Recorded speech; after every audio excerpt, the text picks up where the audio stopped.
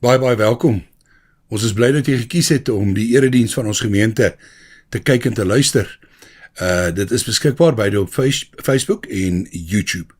Mag dit met jou goed gaan, daar waar jy is. Kom ons word saam stil voor die Here. Uit U, deur U en tot U is alle dinge. Aan U kom toe die eer en die heerlikheid tot in ewigheid. Amen. Geliefdes, genade vir julle en vrede, dit kom van God, ons Vader, en van die Here, Jesus Christus, deur die kragtige werking van God, die Heilige Gees. Voordat ons uit sy woord lees, gaan ons eers saam tot die Here bid. Here ons God, ons begin met 'n belydenis en 'n erkentenis, dat ons glo dat U die lewende God is, dat ons glo dat U is soos wat U self openbaar het, eers deur die profete, toe in die Ou Testament, toe deur Jesus Christus, en dan nog weer verder ook in die res van die Nuwe Testament. Dankie dat ons U mag ken, dankie dat ons mag bid, dankie dat ons in afhanklikheid van U mag lewe. Wil jy asseblief vir ons vandag lei deur die Gees wanneer ons nadink oor die woord en oor die implikasies van ons nuutwording in U. Ons bid dit in afhanklikheid. Hoor ons asseblief. Amen. Geliefdes, ons skriflesing is uit 2 Korintiërs hoofstuk 5. Ons gaan daar lees vers 17 tot 19. Iemand wat aan Christus behoort is 'n nuwe mens. Die ou is verby, die nuwe het gekom. Dit alles is die werk van God. Hy het ons deur Christus met homself versoen en aan ons die bediening van die versoening toevertrou. Die boodskap van versoening bestaan daarin dat God deur Christus die wêreld met homself versoen het en die mense hulle oortredinge nie toereken nie. Die boodskap van versoening het hy aan ons toevertrou. Iemand vra vir my oor die konteks van hierdie bekende woorde in 2 Korintiërs 5. Kyk, die oue het verbygegaan. Alles het nuut geword. En dit is 'n baie gewilde teks, is 'n baie bekende teks, baie mooi teks, maar dit is goed om 'n bietjie stil te staan by die diepte en die betekenis van die oue en die nuwe. Ek lees net weer vers 17. Iemand wat aan Christus behoort is 'n nuwe mens. Die oue is verby, die nuwe het gekom. Logies gaan ons nou 'n bietjie vra, wat is die oue wat verby is en wat is die nuwe wat nou aangebreek het? En natuurlik moet ons tussen daai twee vrae ook die vraag vra, hoe het die nuwe aangebreek? Wat is die oue? Wel, uit die teks is dit baie duidelik dat dit 'n situasie is waarin God en mens nie met mekaar versoen was nie. Maar dit is bekende woorde en dit is Bybelse woorde. Miskien moet ons dit net so 'n bietjie vir onsself vry vertaal. Mens sou kon sê die oue beteken dat God en mens in 'n sekere spanning met mekaar verkeer, ook in hulle verhouding. En ek wil juist daarop dieper ingaan, hoe kan ons hierdie spanning verstaan? En dan weer eens die vraag, wat is die oue? 'n Mens moet ver gaan terugkyk om regtig die prentjie te kry van wat die oue is. Maar ek wil nou hierdie kortpad neem en eintlik die eindresultaat of die slot van die ondersoek na die konteks vir u weergee. Ek wil 'n groot konsep reduseer tot 2 woorde. Die woorde selfsug en eie belang. Daardie 2 woorde som die hele probleem op van die wanverhouding tussen God en mens in die eerste plek. Maar nie net daardie wanverhouding nie, want die oomblik as daai wanverhouding bestaan tussen God en mens, vloei dit ook deur na die mens tot mens verhouding. So ons het 2 groot konsepte van wanverhoudings. Ons verhouding tot God en ons verhouding tot ons medemens. Kom ons begin by Genesis. Daar lees ons dat God gee aan die mens 'n onbeskryflike, belangrike en wonderlike posisie in sy skepping. Hy stel hom letterlik aan om te heers oor sy skepping. Maar saam met hierdie wonderlike posisie en geleentheid, stel God een beperking. Ek gaan telkens hierdie goed vry vertaal in hierdie boodskap. Ons sou daai beperking kon vertaal as: julle moet aan my gehoorsaam wees. Ek gee vir julle alles, ek stel julle in hierdie posisie aan as kroon van my skepping, maar ek stel een beperking: wees aan my gehoorsaam. Ons verwys na dit wat ons in Genesis lees ook as die proefgebod. Die feit dat God gesê die mens mag eet van al die bome in die tuin, behalwe van die een boom. Die boom van kennis van goed en kwaad. Dis die beperking en is die toets vir gehoorsaamheid. Maar die mens wil meer hê.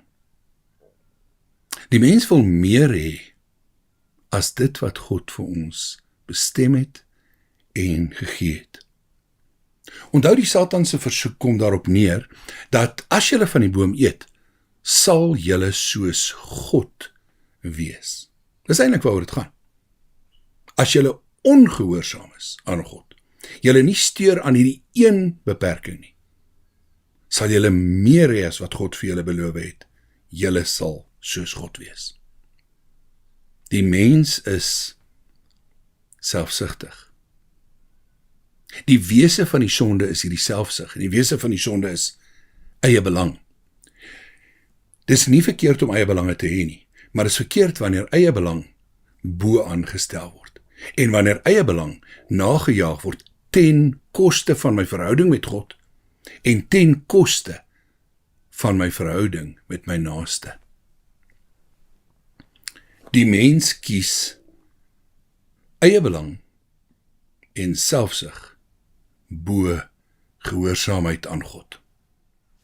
Geliefdes, in ons tweede hoofpunt, hoe lyk die gevolge van hierdie selfsugtige keuse wat die mens maak om meer te wil hê as wat God vir hom bestem en sy eie belang voorop te stel? Wel, ek het reeds genoem, dit bring 'n wanverhouding mee. In die eerste plek 'n wanverhouding tussen mens en God, maar dit bly nie daarby nie, dit vloei dan ook deur na 'n wanverhouding tussen mens en mens, en die gevolge gaan net verder en verder en verder. Dis baie belangrik dat mens die 10de gebod reg moet verstaan. Nou, die 10de gebod word dikwels verkeerd aangehaal as dat God gesê het ons mag nie begeer nie. Is nie waar nie. God sê op baie plekke in die Bybel dat ons mag begeer. Salomo is 'n baie goeie voorbeeld van iemand vir wie die Here gesê het, begeer wat ek vir jou moet gee. So die gebod moet in die eerste plek reg vertaal word, en in die tweede plek moet ons sien dat hierdie 10de gebod raak al die ander gebooie. Elke ander gebod kan verstaan word of gelees word saam met die 10de gebod. So wat is die korrekte vertaling? Die korrekte vertaling is nie dat ons nie mag begeer nie, maar dat ons nie mag begeer dit wat ons nie toekom nie. Dit wat God nie vir ons bestem het nie. Dan word begeerte 'n probleem. Anders gestel, ons mag nie selfsugtig wees in ons begeertes nie. En jy sal hoor dat ek die hele tyd twee terme so saam met mekaar gebruik, die selfsug en die eie belang voorop stel. Om selfsugtig te wees is om jou eie belang te stel bo die belang van God, bo die wil van God, bo die bedoeling van God. En om selfsugtig te wees is om eie belang bo ander mense se belange te stel of ten koste van ander mense. Nou, kom ons kyk kortliks na die 9 gebooie. Kom ons vra net, waarom wil die mens ander gode dien? Dis 'n selfsugtige begeerte om iets meer of anders te hê as wat God gegee het toe hy gesê het, ek is die Here jou God. Waarom wil die mens afbeeldings maak van God? Want die mens is selfsugtig en hy dien sy eie belang. Ek is nie tevrede met die feit dat God gesê het, daar kan nie 'n afbeelding van hom gemaak word nie. Ek kan hom nie fisies voorstel met enigiets in die hele skepping nie. Maar ek het die begeerte om voor iets te kan buig, om iets sigbaar en tasbaar te hê om te aanbid. Daarom maak ek afbeeldings van God. Waarom sal 'n mens die naam van die Here misbruik? Hierdie naam wat gegee is om mee te aanbid, om God mee aan te roep. Natuurlik die selfsugtige begeerte om jou woorde meer krag te laat hê. Dis mos hoe ons die Here se naam gebruik, as 'n kragwoord, om ander mense mee skrik te maak, of bang te maak, of meer impak te hê in dit wat ons sê. Daarom misbruik ons sy naam. Die 4de gebod. Waarom sou 'n mens afwyk van 'n onbeskryflike wonderlike orde wat God gegee het vir die menslike lewe?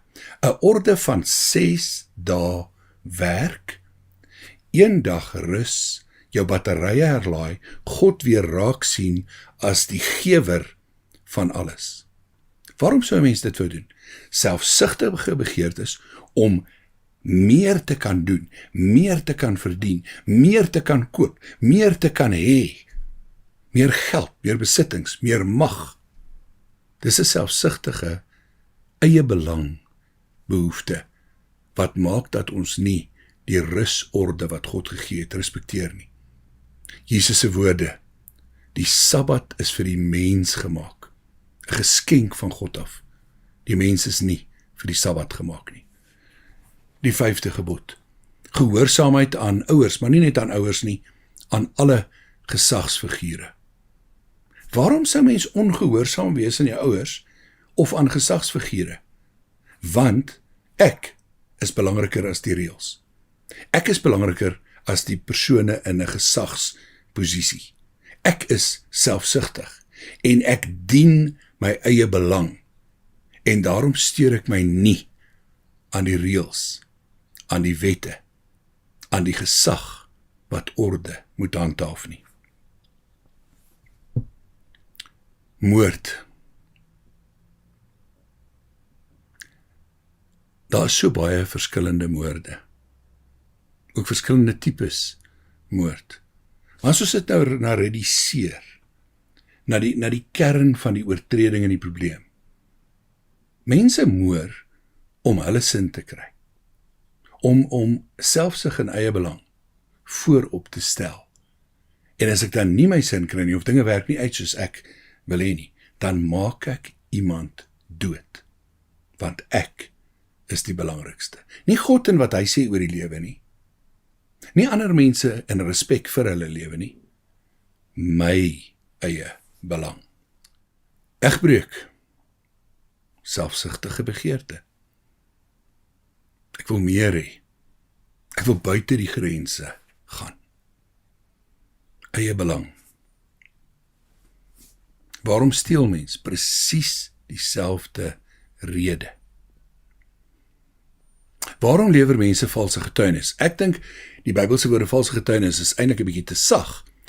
Ons verstaan die beginsel, maar dit gaan daaroor dat ek lieg, dat ek selfs in 'n hof sal lieg. Waarom lieg ek? Want belangriker as die waarheid is dat die saak so sal uitdraai dat my belang gedien word. Selfsug, eie belang. Geliefdes, ek hoop ons het nou 'n prentjie van die oue. Ek lees weer vers 17. Iemand wat aan Christus behoort is 'n nuwe mens. Die oue is verby, die nuwe het gekom. Ons derde hoofpunt, wat bring die nuwe? Hoe kom die nuwe tot stand? Wie en wat maak mense nuut? En dan sal ons kyk na die nuutheid self. Hoe lyk 'n nuwe mens? Die antwoord is in vers 18. Dit alles is die werk van God.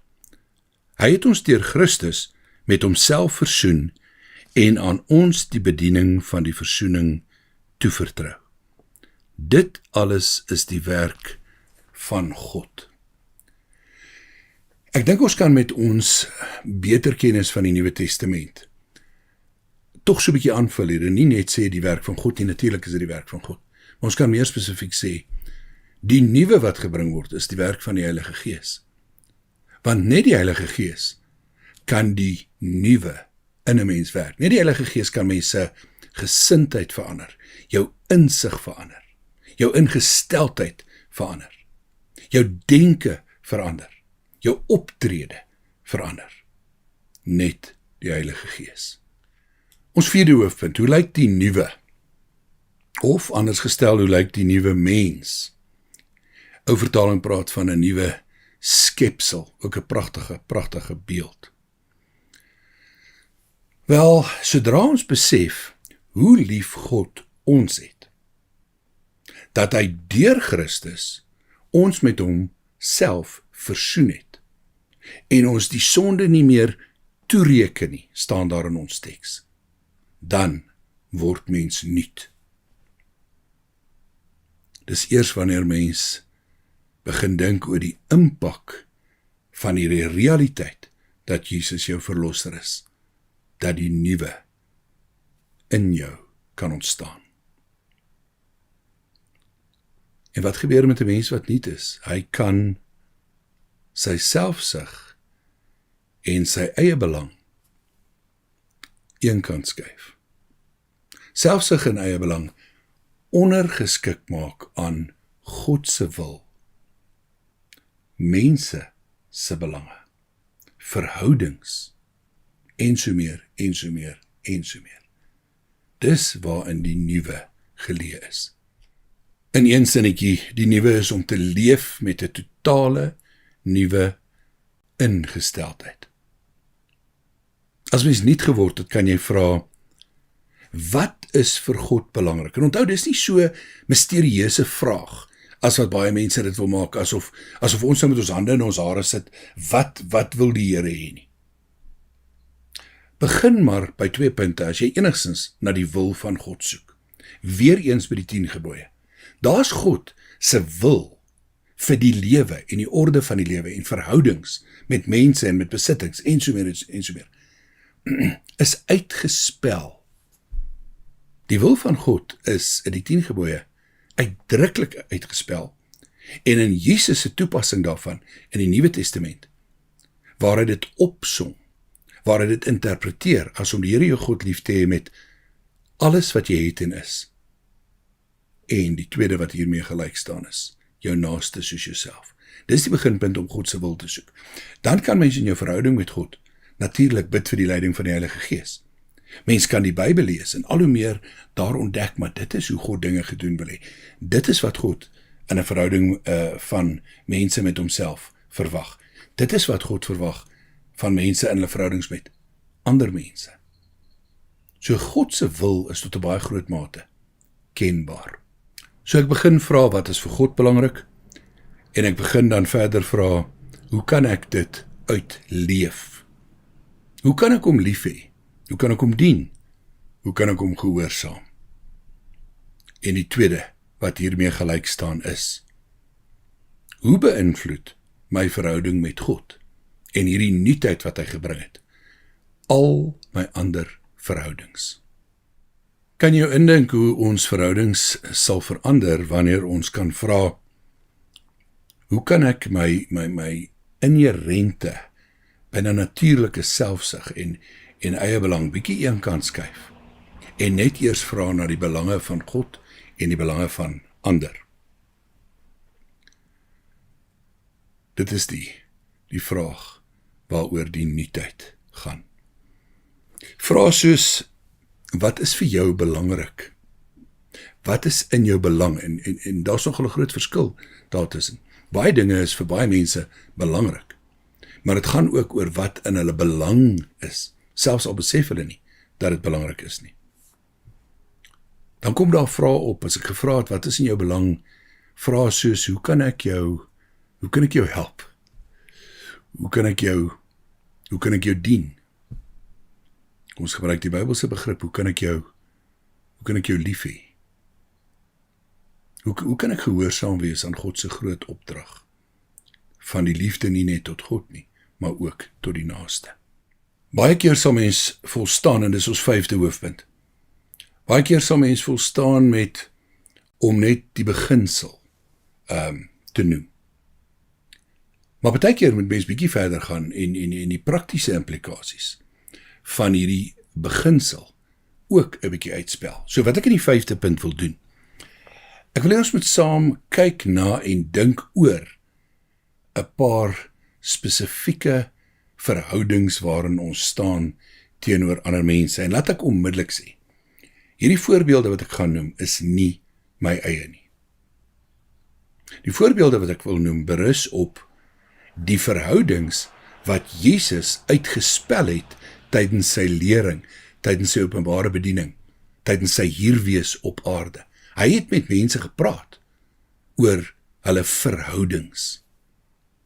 En dan natuurlik gelei deur die Heilige Gees, kom Paulus, en hy speel ook 'n baie belangrike rol, wanneer hy sekere verhoudings by die naam noem. So ek herhaal, hierdie lys van verhoudings is nie my eie lys nie. Verhoudings wat Jesus aangeraak het, verhoudings wat Paulus vir ons baie belangrike inligting oor geskryf het. Ek wil spesifiek begin by die verhouding met ons huweliksmaat. Sien nou die tyd om 'n totale ontleding te gee van wat als huweliksprobleme veroorsaak nie.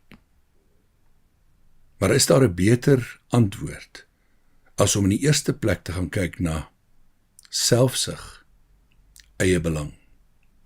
Mense wat verwag dat die huweliksmaat daar is om hulle te dien, baie keer gesien word as hulle besitting. Vra soos, maak jy my nog gelukkig, asof dit jou verantwoordelikheid was om my gelukkig te maak. Jy sien, wanneer die nuwe kom, en die selfsug en die eie belang skuif ek op die agtergrond, en die behoeftes van die huweliksmaat word vir my belangrik, dan is ons besig met die nuwe. Ons verhouding met ons kinders, en die omgekeerde. Kinders se verhoudings met hulle ouers, en dan moet ons op grond van die 10 gebooie saam met die ouers noem alle gesagsfigure. Hoe verander my verhouding met gesagsfigure wanneer die nuwe gekom het? Dan die verhouding met werknemers of ondergeskiktes in 'n werksopset. In die werksopset is daar baie vlakke en amper rangverskille. Hoe lyk 'n nuwe mens se verhouding met mense wat baie keer beskryf word as ons minder is? Paulus skryf ook oor die omgekeerde. Hoe lyk die verhouding met die werkgewers? Is dit 'n verhouding waarin ek die werkgewer probeer uitbuit, probeer verkil, probeer indoen want selfsug en eie belang dryf my? Of is my verhouding met die werkgewer ook een van dien? Sjoe, dan is dit weer my verhouding met my vyande, wat iemand nou ook al van jou 'n vyand maak. Jesus in die bergrede. Jesus sê julle het groot geword met die gedagte dat jy jou vyande moet haat. Ek sê vir julle is julle vyande ook moet lief hê. Nou natuurlik praat Jesus nie daar van 'n emosionele tipe liefde nie. Hy praat nie van 'n warm gevoel teenoor mense wat jou vyand is nie. Maar hy praat van 'n sekere optrede en 'n sekere manier van dien. Hy vertel die skokkende verhaal, en onthou in daai tyd was dit skokkend, van die barmhartige Samaritaan wat so anders opgetree het as iemand wat eie belang vooropgestel het. Hoe raak hierdie ons verhouding met totale vreemdelinge? Kom, ek noem een kategorie van vreemdelinge. Hoe raak dit ons verhouding met mense wat nog nie die Here ken nie? Het ons 'n soort van 'n geestelike hoogmoedigheid? Ons is beter as mense wat nog nie Christene is nie? Of nie dieselfde God as ons dien nie? Watter indruk maak ons by hulle? Wat en hoe word hulle geraak deur of ons eie belang voorop stel en of ons bereid is om te dien omdat ons nuut is. Miskien nog 'n kategorie, hoe raak het ons verhouding met mense wat in dieselfde God as ons glo, maar wie se manier van kerkhou, manier van aanbidding 'n bietjie anders lyk as ons sin. Moeilike vraag, maar belangrike vraag. Miskien kan jy hierdie lysie self aanvul, met voorbeelde waar aan ek nie eers gedink het nie. Probeer. Ek wil afsluit. Basiese opsomming. Die oue word gekenmerk deur selfsug, eie belang, voorop, bo alles. Bo God, bo ander mense. God verander mense deur hulle met homself te versoen. Hy vra nie net dat ons met hom versoen moet word nie, en laat dit aan ons oor nie. Hy gee wat ons nodig het. Hy versoen ons met homself deur Jesus Christus. Wanneer 'n mens met God versoen is, deur God nuut gemaak is, verander al jou verhoudings en jou totale perspektief van die lewe verander. Vers 17. Iemand wat aan Christus behoort, is 'n nuwe mens. Die ou is verby, die nuwe het gekom. Amen. Kom ons bid weer saam. Here, baie dankie vir u woord, en dankie dat die woord soms soos 'n spieël voor ons gehou word. Help ons om nie in die spieël te kyk en moedeloos te word nie, maar om in die spieël te kyk en eerlik te wees en krities te wees, en nie te dink en nuwe vrae te vra. Dit help ons om deur u Gees nie te word in hoe ons dink en in hoe ons leef en hoe ons mense behandel. Ons bid dat u ons ook sal help met al ons uitdagings, en daar is so baie. Die uitdagings in ons land, die uitdagings in ons wêreld, die uitdagings in ons lewens, die uitdagings in ons families, die uitdagings in ons werkkring, gesondheidsuitdagings, en so meer, en so meer, en so meer. En dankie dat ons daaroor kan praat met u. Leiding kan vra, hulp kan vra, genesing kan vra, troos kan vra. Gaan asseblief nou met ons. Ons gebed is in u naam, op grond van die liefde en op grond van die oorwinning van Jesus Christus. Amen. Die genade van die Here Jesus Christus en die liefde van God ons Vader en die versorgende en versterkende teenwoordigheid van God, die Heilige Gees, bly by jou. Amen.